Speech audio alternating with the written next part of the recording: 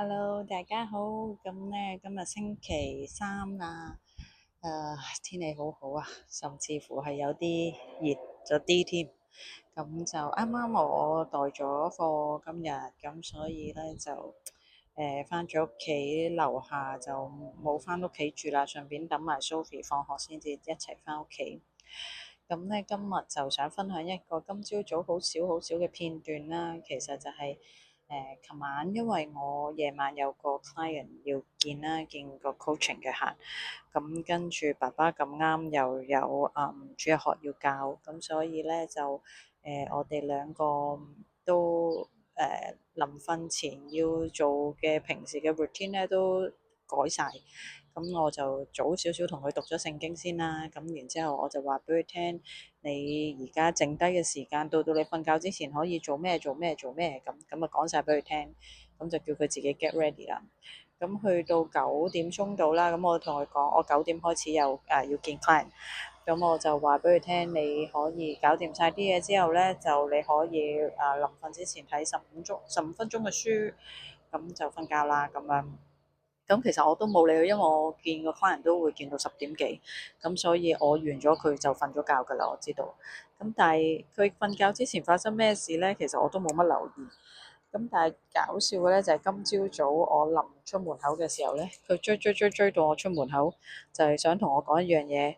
佢就媽咪唔好意思啊，琴晚咧我冇睇到時間，所以咧我唔止睇咗15分鐘書，其實佢睇 document 啫嘛，即係佢好中意睇嘅書，睇完又睇，重重複複咁睇。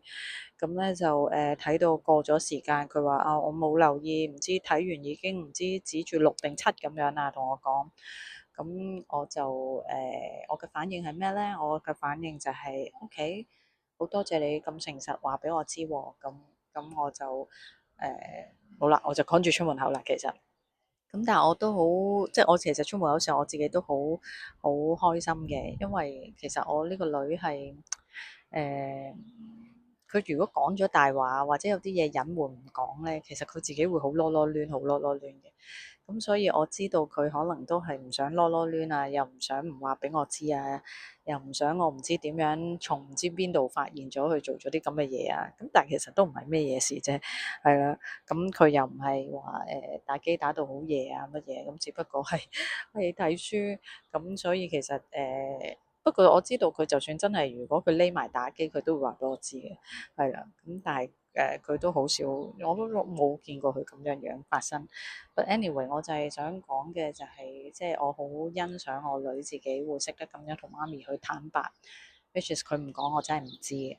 咁我覺得我要繼續鼓勵佢啦，即係我唔知道去到乜嘢年紀佢開始真係唔話俾我知，或者會瞞我啦。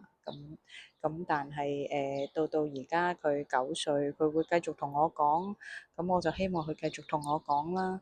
咁我諗佢每一次嘅坦白，我諗我要接受，亦都要欣賞佢，即係等佢勇於認錯呢一樣嘢係非常之好嘅。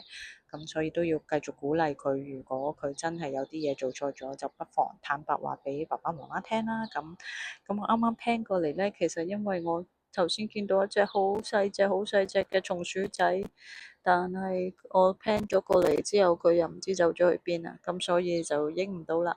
係啦，下次影到小動物再影俾大家睇。咁今日講咁多先，拜拜。